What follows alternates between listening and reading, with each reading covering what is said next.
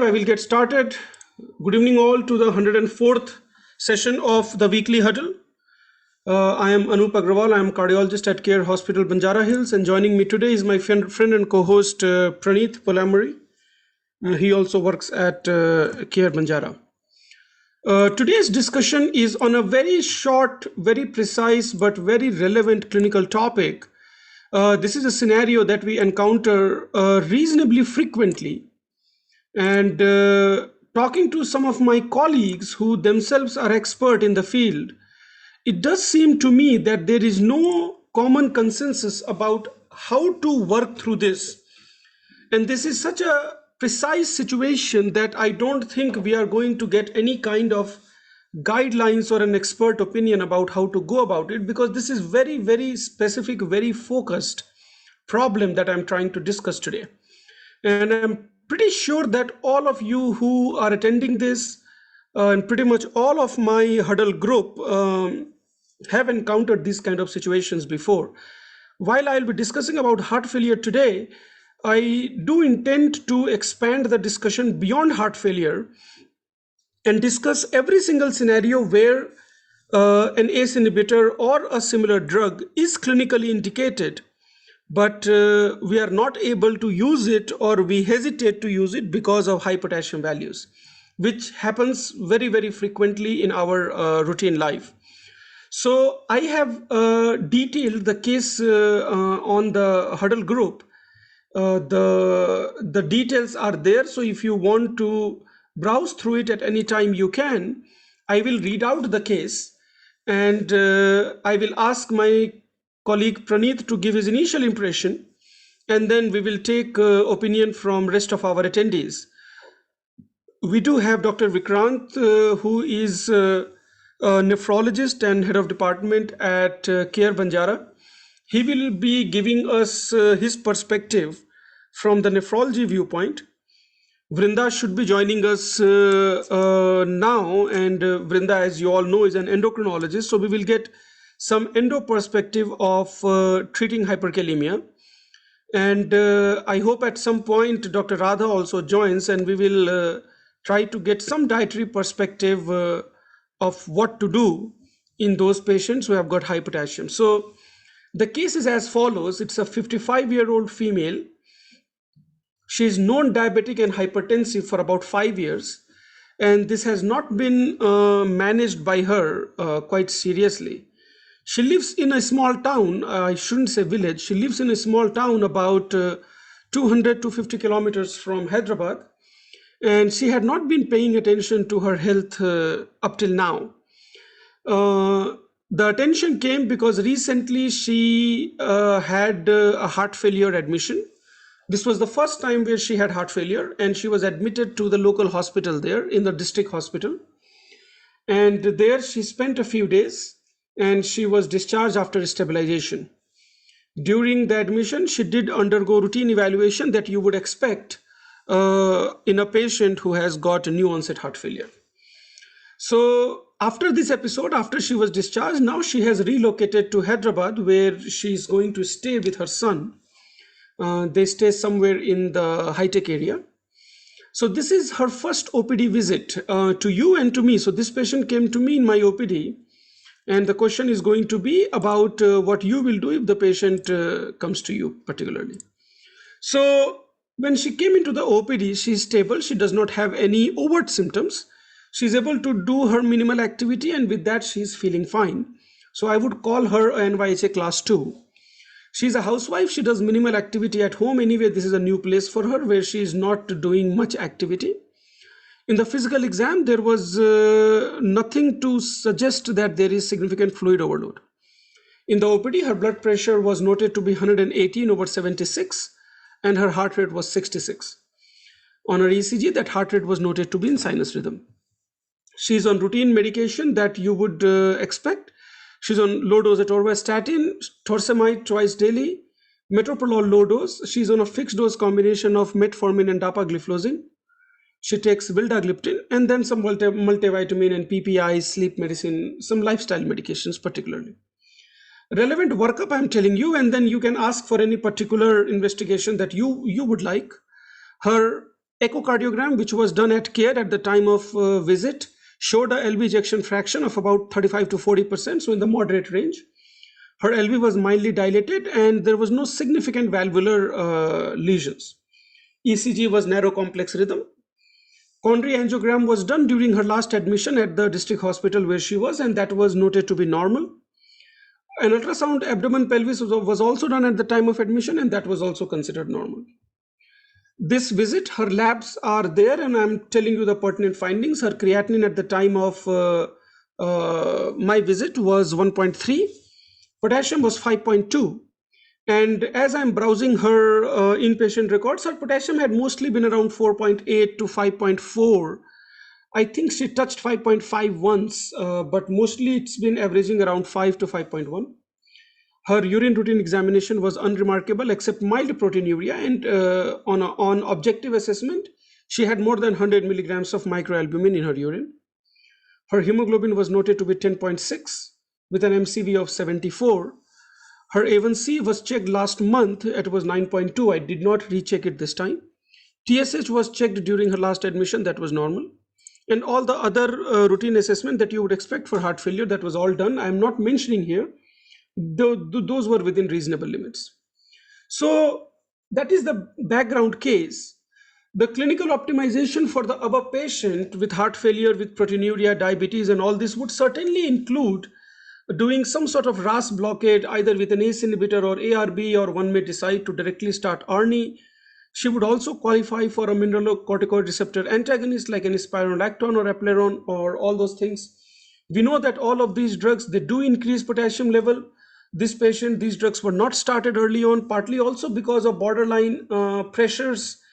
My guess is at that time they were doing aggressive diuresis, and with borderline pressure, they probably didn't feel the urgency of starting it. She was started on beta blockers though. So the question here is that with a potassium of 5.2 and a creatinine of 1.3, which does suggest that CKD is creeping into her, how comfortable we are starting these drugs where we know the clinical indication exists? What are the tips and tricks that we can use to start these medicines so that we avoid hyperkalemia? As we all know that many of the times it could just be asymptomatic. The first presentation could very well be a sinus pause or a cardiac arrest. So the discussion points are, what are the strategies to avoid further hyperkalemia in such patient when we start these medicines? Or should we actually wait for the potassium to come down by giving her some medications and then start the medicine? Should we do any further workup to figure out why that potassium is hanging around 5.2 or so? What are the dietary modifications that we can suggest to the patient so that we reduce the overall potassium burden in the body? And what are the drugs that we can use in prophylaxis so that it can reduce the future risk of hyperkalemia, particularly addressing to the potassium value itself? So these are some of the talking points. And then if there is anything else in the clinical case also, or if you want to expand the discussion to include other clinical scenarios where we also have to use ACE inhibitors, today's discussion, we can add that as well. So Praneeth, I will start with you, your opinion, and then I will take opinion from rest of my attendees. Go for it, Praneeth. Yeah, good evening, everyone. So this patient is a non-ischemic heart failure with reduced ejection fraction, heart failure stage C, NYHA class 2, so-called stable heart failure. And when we talk about management of heart failure, we talk about giving the 4 pillars of heart failure therapy and risk factor modification. Hypertension is well controlled, pressures of 118/72, which is acceptable. So, and diabetes is not optimal, A1C of 9.2. So I believe there should be work to be done on the management of diabetes per se. She is receiving 2 of the heart failure drugs or the pillars, that is beta blockers and SGLT2 inhibitors. The 2 missing being ACE inhibitors or RAS blockade and mineralocorticoid receptor antagonist. Though this patient is stable, not having any problem or worsening, she still deserves these drugs to be added, because we know that though it looks all stable, the disease is progressing. So these patients should be included. And based on the paradigm heart failure, majority of the patients will stay in class 2 symptoms, but still they had significant benefit. So the first question is, they do deserve these drugs to be added, no matter how stable they look like. Now, the challenge of adding any RAS blockade or mineralocorticoid receptor antagonist is hyperkalemia and worsening of creatinine. And when these patients are already having borderline renal parameters, there is a worry. As a cardiologist, I am a bit comfortable, be it I should not use the term experience or importance. I believe I would try to be a bit aggressive in trying to test these patients. I would first try to get the confidence of the patient on trying to tell them about the importance of these molecules and try to get started with these molecules. And now, because of these issues, I would not start both at the same time. I would try to start one and try to add second one. Between these two drugs, probably one thing that I would try to start with is RAS blockade because of its long history or benefit that we know of. And if the patient is affordable, I would probably start with ARNI. And if the financial issues are there, I would at least consider giving ACE inhibitors or ARB. And now the thing that I do with these patients is to tell them about the side effects associated with this thing, the worsening creatinine, potassium, and fall in blood pressure. So I would ask them to monitor blood pressure at home and also do creatinine and potassium levels at their home after 3 days and inform me over phone through WhatsApp or SMS and or even call to one of my assistants so that I know that their numbers are not drastically high, which may warrant me to stop the drugs. The other issues addressing is the thresholds of starting these drugs. I would try to maintain a creatinine of even 1.5 or up to 2. I usually will not bother as long as the rise in creatinine is not more than 30 to 50% of what is there. We expect 20 to 30% rise in creatinine after any of these drugs have been added. So as long as it is not jumping very high, I'm not very much bothered. The other issue is about the sample error, where if the patient's potassium levels are high, most of the time the reason for potassium level being high is being the sampling error. It could be because of the higher levels of potassium because of probably lysis when we apply tourniquet. So I try to recheck the potassium by asking them to take a sample without tourniquet. Most of it is related to issue. In this patient who has a long history of diabetes, I probably expect this patient to be having any diabetic kidney disease with possible renal tubular acidosis. So when that suspicion is there, particularly when the patient is receiving a reasonably high doses of diuretic and having slightly higher potassium levels, I expect this patient to be having some other organic cause like a renal tubular acidosis.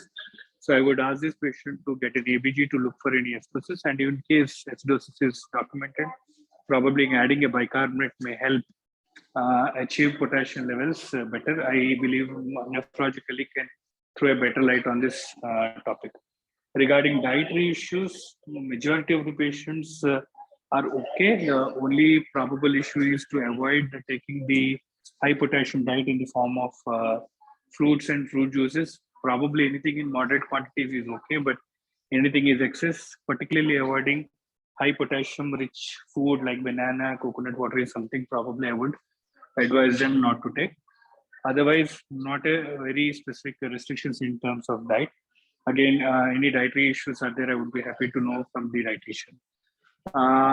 Once the patient's levels are okay, once you start testing with one molecule, probably I would add the second group of drugs, that is the mineralocorticoid receptor antagonists, which in my opinion have a higher tendency to produce hyperkalemia. So I would start with RAS blockade first, and then if the patient is tolerating, then test them with mineralocorticoid receptor antagonist. And if, as long as the potassium levels are up to 5.5 and not increasing, then probably I would be okay to add both of them and gradually increase the doses to the maximum tolerated doses by the patient.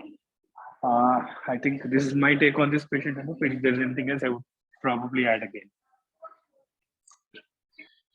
Thank you, Praneeth. I think you had a good starting point for me. You mentioned about collection error. I think that is very, very relevant for us. because of the tourniquet, because of hemolysis and whatnot. In this particular patient, because there were multiple samples drawn already, that conclusion was easy for me to make. But as a general, whenever there is high potassium, I totally agree with you. Repeating the test with no tourniquet application is the need of the hour. This is particularly relevant when creatinine is normal and when you don't expect hyperkalemia to occur. And there, if hyperkalemia occurs, then, or if potassium levels are high, then we should always take it with a pinch of salt.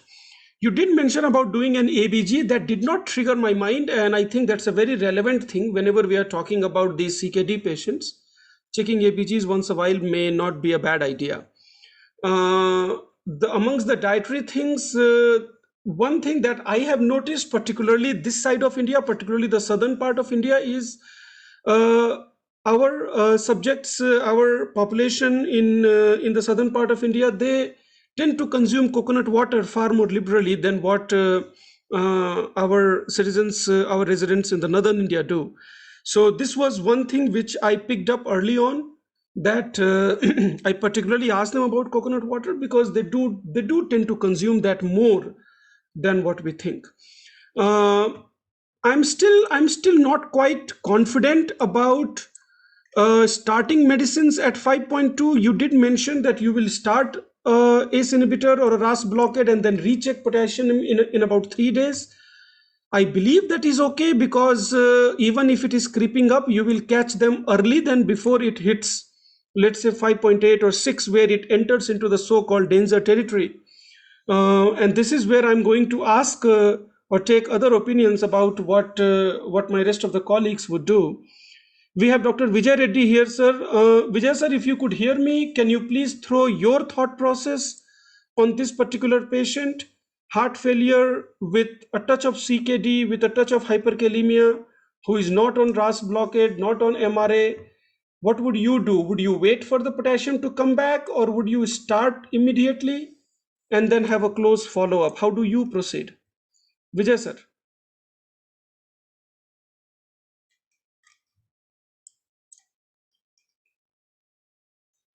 Okay, I'm not getting any response from Vijay sir. I will continue my No, discussion. no, I will. no, no. Okay, Hello, Vijay sir, please go ahead. hello. Vijay sir, please go ahead. Before answering, I would like to know two important parameters. What is the NT-proBNP levels in this patient, and what is the EGFR? So, sir, the NT-proBNP level were not checked because this patient was in obvious heart failure. So we did not find any reason to check NT-proBNP in this particular patient. I did look at his previous records, her previous records as well, and there also I did not find any NT-proBNP level. And truly speaking, I also did not feel that there is a need for it. As far as EGFR is concerned, with her creatinine of 1.3, it will come around 50. I have not calculated, but that is my vague remembrance with this patient. I think it is somewhere between 45 to 50. Those are the answer Okay. to your questions. Okay. Basically, we are dealing with heart failure with reduced ejection fraction, with poorly controlled diabetes, with HbA1c of 9, and her potassium was 5.2 with borderline hemodynamics of 110/76. And out of the four pillars of the heart failure with reduced ejection fraction, if the patient is receiving only two, one is beta blocker and the other is the SGLT2 inhibitors, and two more are left. My threshold for initiating RAS blockade is of potassium is 5.5. The potassium is more than above 5.5, I will not initiate either mRNA, either MRA or RAS blockade. If it is less than 5.5, still I will initiate RAS blockade and close monitoring of the electrolytes. Monitoring of only electrolytes is not sufficient. Always you should check this serum creatinine also. When the potassium rises, usually the creatinine also will go up in this patient. So I will add RNA in this patient as the third armamentarium, and I will frequently monitor if the potassium is less than 5.5. After a few weeks, I will add MRI also. This is my strategy. Apart from the dietary restrictions like coconut water and foods that contains high potassium diet. Perfect. Thank you so much, sir. I'm starting to get some kind of idea about what my colleagues would do. You gave your cutoff as 5.5. I think that's very reasonable. Praneeth is comfortable with 5.2. So I think you both are in the same line in terms of the comfort of starting these drugs. Dr. Srinivas is also here with us. Dr. Srinivas, if you can hear me, could you please share your thoughts about starting these drugs? Would you wait or would you start? What is your cutoff? What is your comfort level? And when do you recheck these numbers? Right, Dr. Anoop, as you have mentioned, you've been checking potassium at least on 3-4 visits, and persistently it has been high. So definitely there is something more than just a routine increase in potassium. There should be some renal tubular acidosis, which is accounting for the increased potassium. So unless we have definitely ruled out a renal tubular acidosis, I would be cautious in adding either a ACE inhibitor, ARB, or a spironolactone. And definitely the beta blocker, what we use is should be a cardio-selective beta blocker. And we should be also sure that the patient is not volume depleted. One of the reasons for hyperkalemia is supposed to be a volume depletion. In heart failure patients who have aggressive diuresis, that is one of the reasons for high potassium. So those are my comments. Thank you, Srinivas sir. I think this discussion of tubular acidosis has come at least a few times. We do know this patient does have some CKD, probably a combination of diabetes as well as hypertension. How much is heart failure contributing to it? I'm not quite sure now since she is stable. I think this probably we can say that this is her baseline and probably related to her risk factors rather than heart failure itself. Uh, Dr. Vikrant Reddy is here with us. He is a nephrologist at Care Banjara. Vikrant sir, give us some thought process on this patient in terms of what we as a cardiologist or general physician should be looking at in terms of her CKD status, the concern for tubular acidosis, which at least two of my colleague has brought up, and what is your comfort of starting drugs at this potassium level? Vikrant sir. Yeah. Thank you, Dr. Anoop, for bringing this case for discussion. So basically, what we understand from this case is her HbA1c was 9.2. That indicates that she was a poorly controlled diabetic. So that's one thing we need to look at for controlling her diabetes. Usually, if the diabetes is well under control, usually our patients' potassiums are also under control. So that's one aspect, because because high sugars again cause acidosis, then brings out the potassium out of the cell, and so on and so forth. So that is one reason why I think the potassium is high. And as the discussion has rightly come out, that everybody was of the opinion that could be a type 4 RTA, renal tubular acidosis, secondary to diabetes mellitus, which is very, very common. Type 4 RTA is very, very common. So that's one more thing I'm also thinking of in this patient, the type 4 RTA. So what we can do in such a situation, there's nothing much we can do. It's basically because of diabetes mellitus. So what we can do is adding a hydrochlorothiazide is also a good option in such patients where the potassium gets under control. And as cardiologists, you guys are also happy about adding a hydrochlorothiazides in terms of controlling their blood pressure. And also at the same time, potassium is also kept under control. That's one option what we have when we are dealing with a type 4 RTA. The other aspects like dietary and sugar control already has been discussed. That has to be there. So the next point is whether how comfortable we are at starting at 5.2. Again, depends on the patient. If the patient is compliant and if the patient understands that there is a potassium monitoring or a creatinine monitoring is required, and if they are going to follow up immediately after 3 days and after that 1 week later, then we can start around 5.2 levels. We can easily start the ARBs or ORNI for that matter, and see whether there is any rise in creatinine or rise in potassium. And accordingly, we can take an action before any overt hyperkalemia occurs. So those things can be done, but strict compliance, strict follow. Where do they? Sometimes we get patients from out of station. It's better not to start because it's difficult for them to follow up. And again, outside labs we can't rely. If they go, sometimes we tell them go to your native place and do it. We don't know how reliable those labs are in terms of potassium is concerned. So if we know that they can strictly follow up at our centers, so then we can always start at 5.2 creatinine. And nowadays the newer drugs are available like patiromer, which is safe compared to K-bind, and the efficacy is also better as compared to K-bind. If everything is under control, only potassium is an issue, and we want to use either an ARNI or ACRB, so we can use patiromer once a day sachet, and then keep the potassiums below 5 and continue using that. So that's my take, Dr. Anup.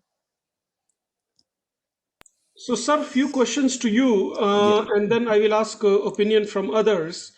You mentioned long-term use of HCTZ or hydrochlorothiazide in these kind of cases to help us out.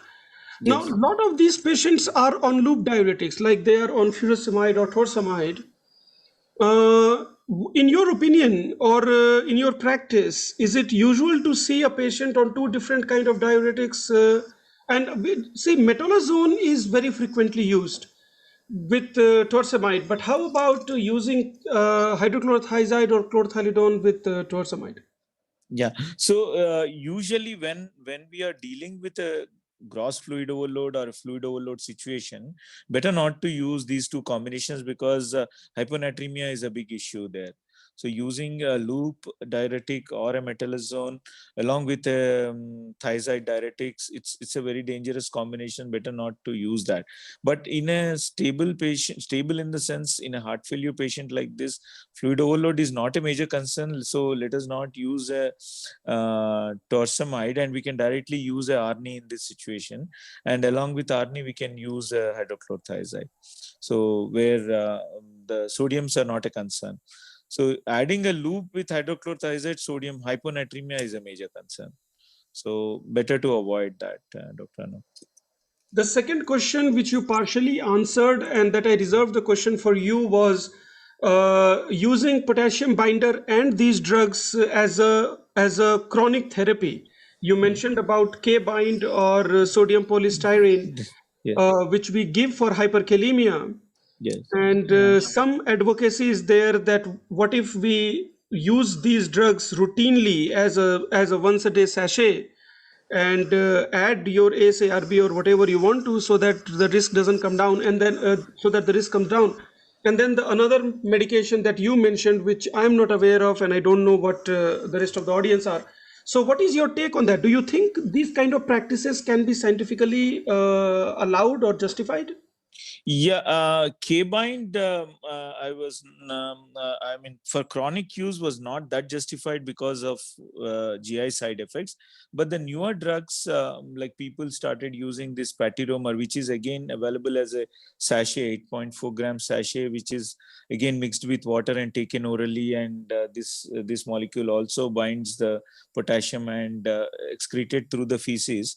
So this is very well accepted worldwide.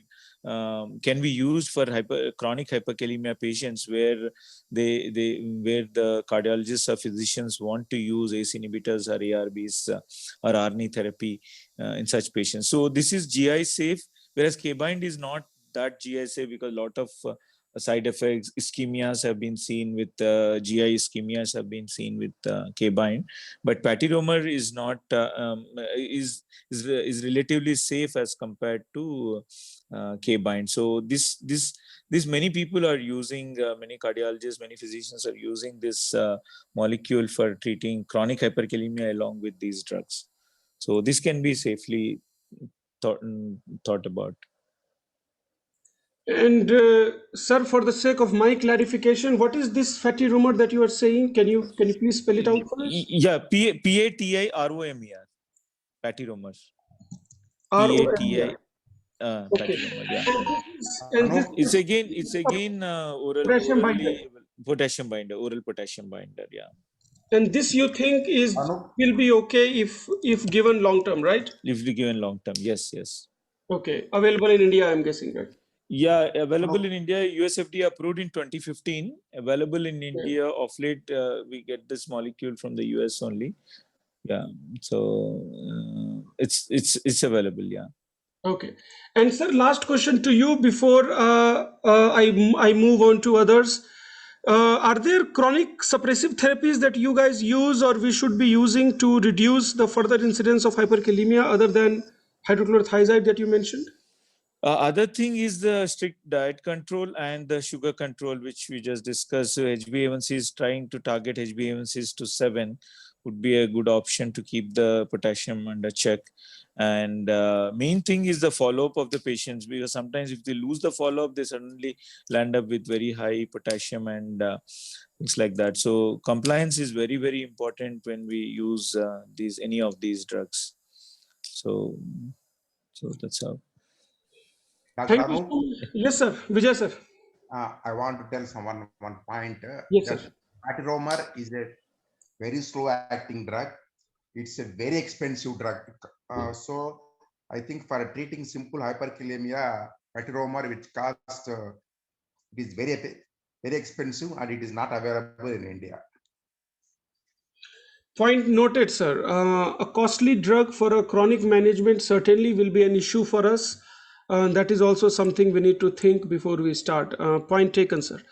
Talking about dietary modifications for these kind of patients, although I do have a list which I give to my patients, I have never verified. I don't know like, I don't know the justification of that or the truthfulness of it. Uh, Coconut water and banana is something that we as a cardiologist or physicians are used to telling patients that don't consume that when your potassium levels are high. But beyond that, I don't have any expertise of doing it. And I will ask Dr. Radha, who is here with us as an in the attendance. Dr. Radha, if this patient were to meet you, this patient has more than enough reason to see a dietetics expert. Heart failure, poorly controlled diabetes, now it's being paid attention, but earlier it was not. Hypertension, and now they are struggling with high potassium level, which is interfering with our medical management. If this patient were to come to you, other than the routine advice that you would give, what would you advise to these patients to combat this potassium level? What are the tips and tricks they can use so that their potassium does not go up? Dr. Radha.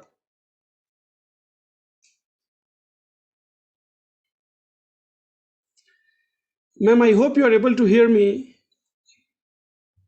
Okay. Thank you so much, Dr. Anoop, and sorry for joining late, although I listened to most of the discussion that happened on this topic and this case study. See, one thing is, as previously told, that once you have the glycemic control, the potassium will, to a large extent, come into control. So that is point one. So what is most important is collecting history. And for us, from dietitian's point of view, is collecting history with regard to dietary intake. So what we generally do is we take a detailed 24-hour recall, which takes about 15 to 20 minutes, asking about everything to the extent of how much oil they consume per month, because that makes a huge difference in all this glycemic control that I want. So once that is correct, that is first that we do. Then we set in a diet plan which is specific to controlling blood sugar levels and also lowering the potassium level. So we give a low potassium diet, diabetic diets. So that is point one. If you see that potato is a part of a potassium list, although it is on the higher side, but there are studies which say that you boil the potato, remove the skin, then most of the potassium is less. But that is something that we do not give to a diabetic patients because we want a carbohydrate control also. So there is a list wherein we give them saying that this is less than 100, which are free foods, which you can take. But what are the methods of using these foods which have less than 100 milligrams of potassium? There is something that you can take. There is a list where you can take in 3 times a week, which contains between 100 to 200 milligrams of potassium per 100 grams of the vegetable. So that you can take 3 times a week, but how do you use it is an instruction that is given. And there is something which is called as, which is listed as more than 200 milligrams of potassium per 100 grams of the vegetable, which have to be taken occasionally or never taken when there is hyperkalemia. So this is how we give them. And the first and the foremost instruction that you have to give them is anything that you use has to be boiled in water, the boiled water removed, and then the vegetable curry has to be made. That is leaching out the cooking water. This is primarily has to be told to them. Reduce any whole cereals that are being there. Of course, this is again a climax that, win-win situation that you have to create, because whole cereals also have a high amount of potassium. So what you have to do, where you have to include, how you have to remove is something that you do. From this free list, like green leafy vegetables is something. So, of the green leafy vegetables, you remove most of it, but fenugreek is low potassium. So you can tell them you make fenugreek roti or fenugreek dal, because that is needed for them as green leafy vegetables. So the gourds are again very low in potassium. They are free foods that you can take, but the necessary requirement is you boil them in water, remove the cooking water, and then make your curry. That is another thing. And then we do see a lot of prescriptions of K-bind or the other drug that is being advised for correcting potassium. But one major thing what happens in these patients is when you use it on long term, they have a lot of loss of appetite, which is something that on one side, we want them to eat to maintain their nutritional status. The other side, the impact of the medicine is they're not able to take. So how do we do that? So that's again a win-win situation wherein we have to see whether it is necessary or not, or whether the dosage, things like that. And then we do caution them and say that there is a possibility. When there is, then they have to come back to us, and then we give them a low potassium supplement when we know that their intake is less. So these things keep going on, but then primary focus will be glycemic control. And most often, given then a time of at least a month, a relative control does come when they follow the diet after our detailed discussion with them. Yeah, there are fruits also. I forgot to tell you, there are fruits also which are low in potassium. So these are fruits which we give them. Like, for example, you can give them apple, but apple without skin. So that's something that we tell them again. And then orange is there, pineapple is there, sometimes papaya is there. So these things, and then we give them the high potassium list also, which are high in fructose in that, so not required for a diabetic. So we give them a detailed list. For diabetic low potassium, there is another list. Non-diabetic potassium list is another one. So we make 2 different lists. Thank you so much, ma'am. Yeah, thank you so much, ma'am. I have one question. Yes. This coconut water and banana, are they real in terms of increasing potassium, or we have made it up? No, sir. No, sir. They are very high in potassium. In fact, banana is advised for those who are on exercise, because potassium is needed for those who exercise well, high potassium. And it is the only food which is low sodium.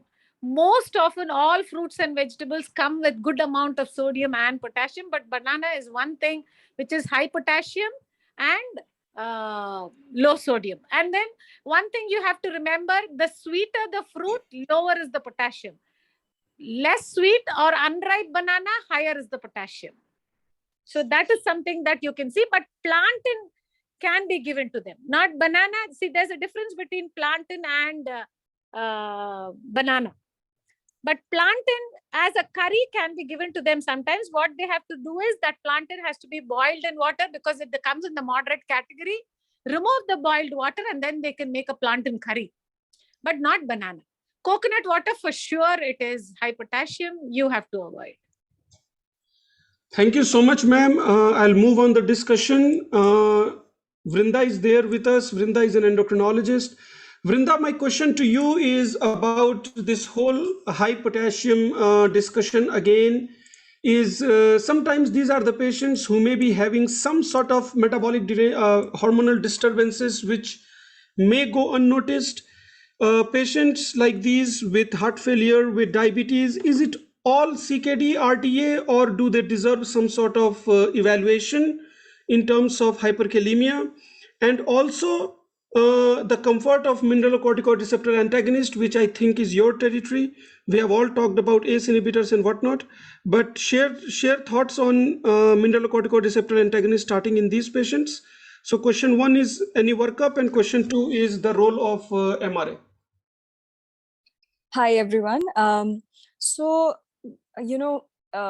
As everybody has mentioned, for looking at this particular case scenario, the most obvious thing is, of course, diabetes related diabetic nephropathy.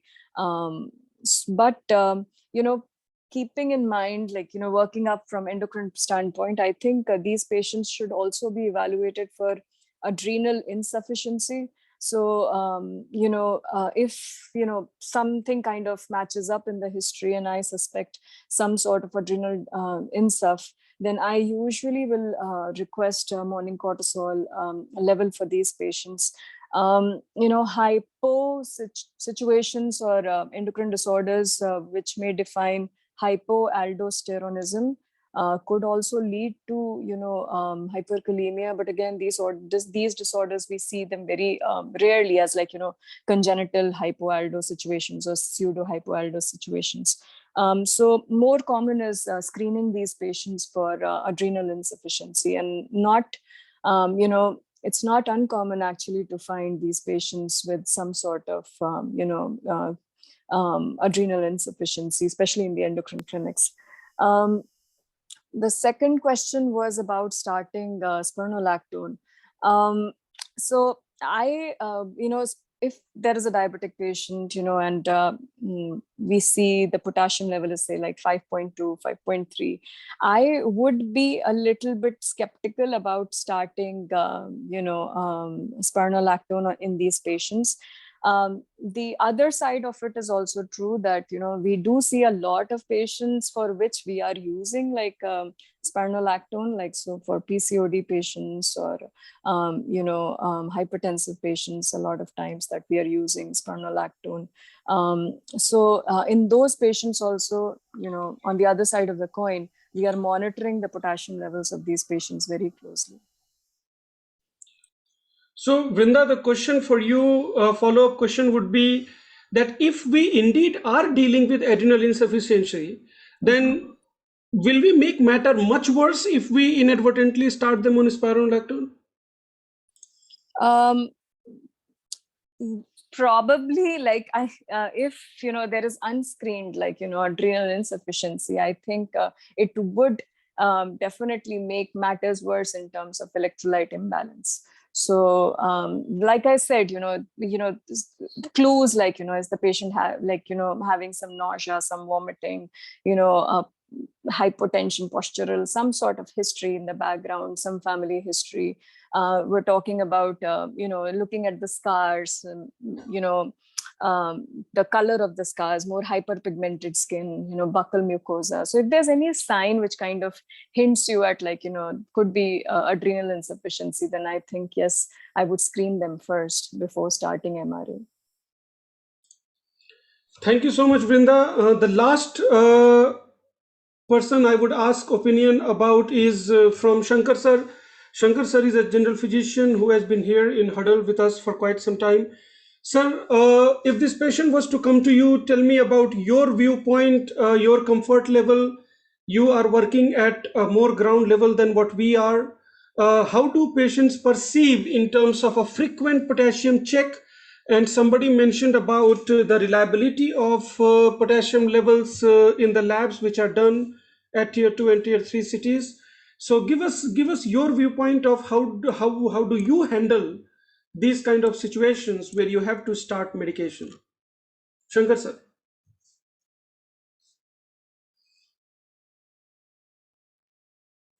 Shankar sir, you are muted.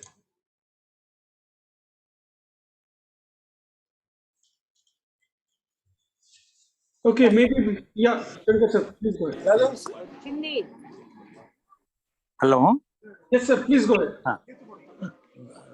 Good evening to all.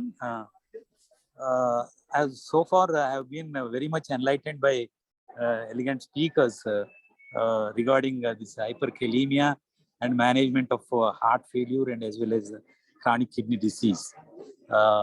See, 5.2 potassium, we repeat. So in spite of that also, if it is a 5.2, we say that it comes under mild hyperkalemia. So in the presence of mild hyperkalemia, because the four pillars to be used in CKD as well as in heart failure.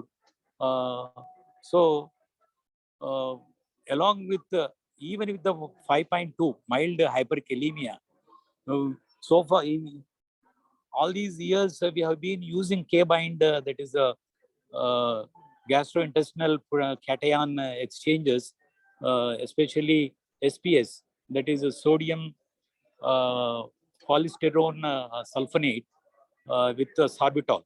So, but this is associated with the many complications, and even intestinal necrosis also reported. So we don't give nowadays, as Dr. Vikrant Reddy has mentioned, the novel therapies have come into the vogue, like potassium, and another is the SJC, that is sodium zirconium cytosilicate. This is also freely available. The potassium is available as Valsetta. It is 8.4 grams sachet. It can be added with the 45 ml of water, and it can be given once or twice daily. So this only the drawback with this SJC, that is a sodium zirconium cytosilicate, that is it contains a sodium. So already patient is having heart failure. Sometimes the sodium overload may be there. So I prefer to give potassium, but only the cost is the only limiting factor here. But otherwise, we can start potassium along with the ACE inhibitors or ARBs, even ARNI also. Even low dose of MRA also can be added. And one more thing I want to add is the latest, the newer aldosterone antagonists have come, like finerenone. That is, instead of spironolactone, in this case, we can give finerenone. This is my opinion. And one more thing is, I would like to, apart from dietary modification, certain the things like non-steroidal anti-inflammatory NSAIDs, the ciprofloxacin. So the so they also increase the potassium level. So they should be avoided, especially when the patient when confronted with hyperkalemia. The non-steroidal anti-inflammatory drugs, the antibiotics like ciprofloxacin, even metformin also increases the potassium. But cautiously we can give. We already CKD. Metformin can be withdrawn also. So this is my opinion regarding in the mild hyperkalemia. In spite of that also, at present times, unless the if you don't mind the cost factor, the potassium, it is available as a Valsartan, 8.4 grams sachet, that can be combined with the ACE inhibitors, ARBs, or even MRAs. The newer MRA, Findrinone, I advise. Thank you, one and all. Sir, one more question. This question was about maintaining quality control of potassium level in tier 2, tier 3 cities. How do you handle the lab accuracy when you are dealing with this kind of investigation? This is really a problem for us. When we order for the serum electrolytes, immediately they don't give. So the point of care is also a problem regarding the potassium levels. So repeatedly, if you get, I prefer to do is I send the samples to both the labs, 2 labs at least, and whenever I'm in doubt, then with both the labs to show that the potassium levels are high, then I seriously look into that. But only thing is here it is a mild hyperkalemia. So dietary modification where the high potassium containing foods, uh, vegetables, fruits, then even the non-vegetarian like even pork and beef also should be avoided. They contain high potassium. So as Dr. Radha mentioned, the low potassium containing foods should be mentioned. That will be available even in the, we can search even in Google also. There the patient can be ordered for the low potassium containing foods. Thank you so much, sir. Even one more thing is, Yes, sir. nowadays there's a mango season. So mangoes, they do contain high potassium. Oranges also, they contain high potassium. Okay. Thank you. Thank you. Thank you, sir. So much. Thank you so much, sir. And after this discussion, I will ask Somaraju sir for his opinion about today's topic and his thoughts to add on this. Somaraju sir. Thank you, Anoop. I learned a few things from many of you. The way I handled such patients, I'll tell you. I have to choose between ability to monitor potassium accurately and access to the laboratory and which is reliable, which is already pointed out, where they live and what they do, etc. And the advantage of adding an ACE inhibitor, ARB, or spironolactone, etc., and versus the potassium rise. We have to keep in mind, if potassium cannot be monitored carefully, it is important to know that the first symptom of hyperkalemia is sudden death. And particularly when we added any of these drugs we are talking about, ACE inhibitors, ARB, or spironolactone. And if the patient can be monitored carefully in the first 2 to 3 weeks, and when you want to add these drugs, I generally depend upon twice-a-day dose of a loop diuretic or chlorthalidone added to this, carefully monitor, and then go about it. If the first few weeks it is stable, maybe it is safer to continue longer. You have to weigh the options between the benefits of prolonging life long term with ACE inhibitors, ARB, spironolactone versus the possibility of sudden death that can happen with hyperkalemia unexpected with these drugs and our inability to monitor it carefully. Thank you. Sir, I have a few questions for you. Number one is your practice of giving chlorthalidone and furosemide at the same time. Do you think for a short course of period we can justify giving these two diuretics? We can give, but when you give furosemide or torsemide, whenever you give these patients, give a twice-a-day dose, the need for, additional chlorthalidone generally didn't arise.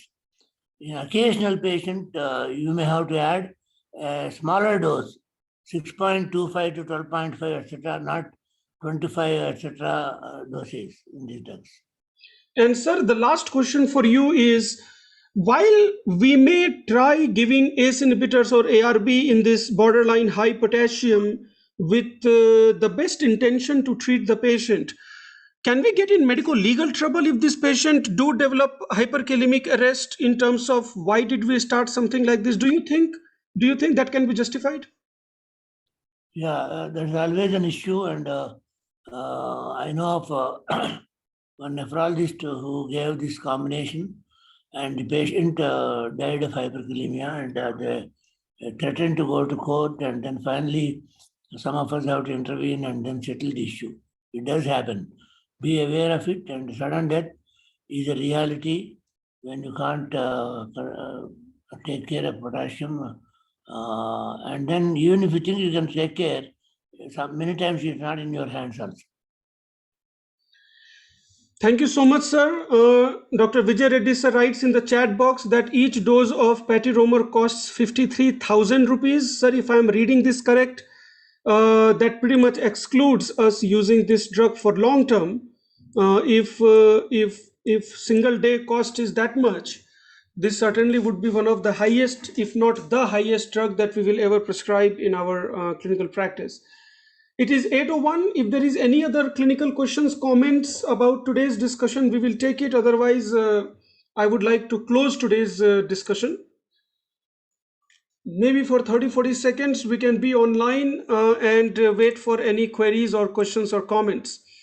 In the meantime, I can say my epilogue. So, as all of you know, the weekly huddle is hosted every Wednesday at 7 o'clock. The link to join the session and the ID password are static, which means the same link that you used today will work for the future sessions as well. All the huddle sessions are recorded and I periodically upload them on podcast and on YouTube. So if you do have to go back and listen to any of those sessions, you can do that. If you're interested to get any particular sessions recording, you just email it to me and I will be able to send you that as a direct mail. So that was about the huddle. We do have a WhatsApp group. If you're not a part of it, you can join the invitation link. There we do discuss about all the topics that we have had a discussion in the huddle before. If there are no other queries or questions or comments, I will ask Praneeth to give his closing statements about today's session. Praneeth. Yes, Anoop. So a very relevant topic, looks pretty simple, but there's a lot to dig into it. What we read in textbooks is not what we practice, and this is something which is very valid and which has been brought up into discussion today. So starting all these drugs is all that we want, but doing it practically is difficult. And many points have been brought up in this today's discussion. One about trying to use the side effect of one drug to combat the issue, like adding thiazide diuretics to combat hyperkalemia. The other thing about using the potassium binding agents to again trying to help add these things at least initially, and then you can probably withdraw. The importance of dietary modifications was well brought up, and I like the idea of separating the cooking and where the leaching out of potassium was something which I learned about, and the endocrine point of view of looking into other causes of adrenal insufficiency is also well brought up. And the point of the labs is definitely a challenge, and relying on two different labs is difficulty. Is something which is probably worth it, particularly when we are dealing about serious side effects of these things are very practical, and I think these things should be taken into consideration in day-to-day practice, which can probably help us manage our patients better. Thank you so much, Praneeth. I thank all of you for your time and attention in today's discussion. We will meet again next Wednesday. Till that time, stay safe and good night for today. Take care, guys. Thank you.